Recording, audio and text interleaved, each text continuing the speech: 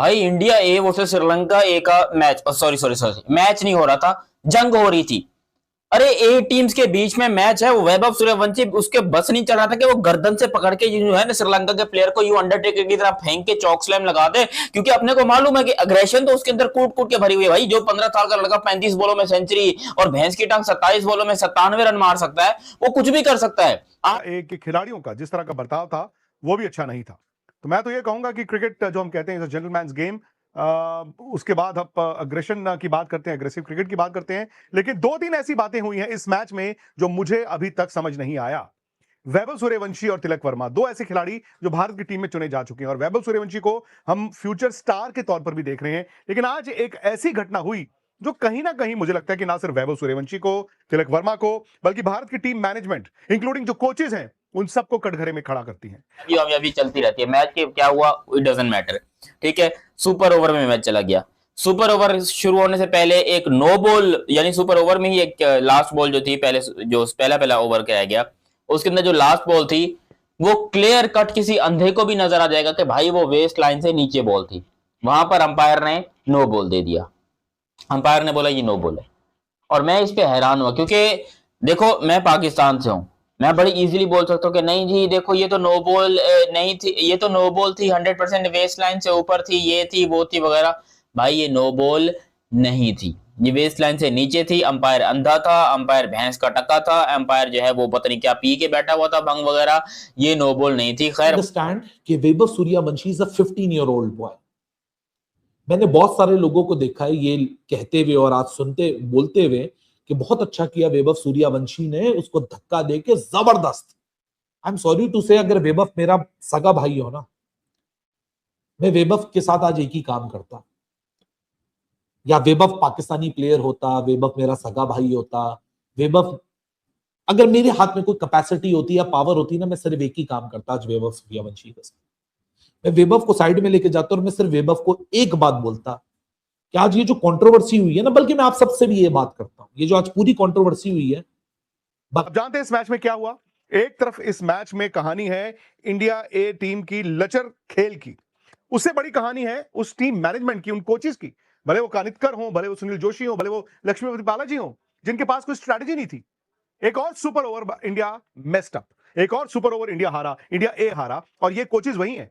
वो कहानी बाद में। लेकिन सबसे पहले ये कि जब मैच खत्म हो गया, मैच टाई हो गया, मैच टाई हो गया, और टाई जब हो गया तो उसके बाद सुपर ओवर होना था। अब वहां पर ना सुपर ओवर होने से पहले ही झगड़ा शुरू हो गया। आप जानते हैं कि ये मैच थोड़ा लेट खत्म हुआ था। उसके बाद क्या हुआ कि भारत की टीम जब अंदर चली गई, तिलक वर्मा कप्तानी कर रहे थे, तो पहले तो अंपायर से काफी उलझे, काफी देर बहसबाजी होती रही। बगैर गूगल खोले, बगैर मोबाइल को हाथ लगाए, मुझे श्रीलंकन बॉलर का नाम तो बताना जिसने वैभव को पोक किया, जिसकी वजह से वैभव वापस मुड़ा और वैभव ने उसको धक्का दिया। ना तुम्हें उसका नाम पता है ना मुझे उसका नाम पता है।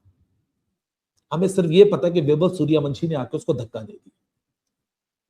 मेरे मेंटोर ने, उन्होंने मुझे कहा था कि तुम समबडी हो और जो तुमको क्रिटिसाइज करते हैं वो नोबडीज है। द मोमेंट तुमने उनको जवाब दे दिया, तुमने उनको समबडी बना दिया। वहां पर तो जो हो गया वो हो गया। उसके बाद जब यहाँ पर मैच खेलने के लिए इंडिया वाले उतरे तो श्रीलंका के जो लड़के थे वो कुछ ओवर एक्साइटमेंट में आ गए और ऐसी ऐसी सेलिब्रेशन करने लगे। इवन जब मैच खत्म हो गया, वैभव सूर्यवंशी चुपचाप अपना जा रहा है, ठीक है, मैच नहीं जीत पाया इंडिया, वैभव सूर्यवंशी अपना चुपचाप साइड में होके जा रहा है, और बीच में ये श्रीलंका का जो प्लेयर है वो पता नहीं उसने आके कोई गाली दी या कुछ ऐसा किया। वैभव ने जो जाके, हालांकि वो 15 साल का लड़का, उसके हाथ में इतनी जान है ना, जो छक्के मारता आप लोगों ने देखा होगा, उसने जाके सीधा उसके सीने पे हाथ लगाया और वो बंदा 2 कदम पीछे हो गया, इतना जोर था उसके हाथ में, यानी कि सीधा सीधा पंच किया भाई, एक तरीके से पंच ही किया। फिर श्रीलंका के बाकी 2-3 प्लेयर ने आके वैभव को पीछे किया, पुश किया कि भाई थम जा भाई, कोई जंग नहीं हो रही है इंडिया पाकिस्तान की, यहाँ पर हम श्रीलंका वाले हैं, तुम इंडिया वाले हो, हमारा आपस में एक छोटा सा मैच था। जबकि वैभव आज फुल सीरियस मूड में चला गया। इससे पता चलता है कि इस बंदे के अंदर जीत की कितनी हंगर है। ये बस वैभव को ये बात सीखनी और समझनी। वो 15 साल का बच्चा है, उसको काइल जेमिसन जो न्यूजीलैंड के एस्टैब्लिश प्लेयर है, उसने आउट करने के बाद ना उसके मुंह पे आके उसको सेलिब्रेट किया था। मोहम्मद सिराज ने ना, एस्टैब्लिश प्लेयर है मोहम्मद सिराज इंडिया का, आउट करने के बाद वैभव को यूं उसने फिस्ट बम किया था कि जैसे बहुत बड़ा उसने विकेट निकाला, वाकई बहुत बड़ा विकेट निकाला। तो वेबव एक ऐसा प्लेयर है जिसको लोग टॉन्ट करेंगे, उसको प्रोवोक करेंगे, उसको टीस करेंगे, लेकिन ये काम 15 साल के बच्चे को मैनेज नहीं करना आएगा क्योंकि अभी उसमें इमोशनल इंटेलिजेंस की कमी है। ये काम बड़ों का है, सीनियर्स का है, मैनेजमेंट का है, कोचेस का है, कप्तान का है। लेकिन जब कप्तान और कोच खुद ऐसी मिसालें सेट कर रहे होंगे तो क्या वो वेबव को सिखाएंगे? टीवी पे समझ नहीं आई कि किस्सा क्या है, कहानी क्या है, क्योंकि श्रीलंका के प्लेयरों को बैटिंग करनी थी तो उनको ऐसा लगा कि वो थोड़ा लेट बैटिंग करने आ रहे हैं। क्यों? क्योंकि रोशनी खत्म हो रही है, जब सनलाइट नीचे जा रही है तो आपको ये डर है कि भैया जब हमारी बैटिंग आएगी तो अंधेरा हो जाएगा, है ना। अब यहां पर तिलक वर्मा उलझे हुए हैं, गुस्से में हैं, अंपायरों से बहसबाजी हो रही है, और ये वो तिलक वर्मा है जिनको अभी अभी इंडिया का T20 वाइस कैप्टन बनाया गया है। खैर, वो बहस चलती जा रही है, चलती जा रही है, फिर वो सुपर ओवर तकरीबन 10-12 मिनट के बाद शुरू होता है। सब कुछ चल रहा है जी। अरशद खान ने एक गेंद डाला जो कि फुल टॉस है। अब वो गेंद जो था वो उस ओवर का आखिरी गेंद था, और फुल टॉस था, और पहली गो में जब आपको दिखा होगा वो लग रहा था कि यार ये ना वेस्ट से ऊपर है, यानी कि ये शायद नो बॉल होगा।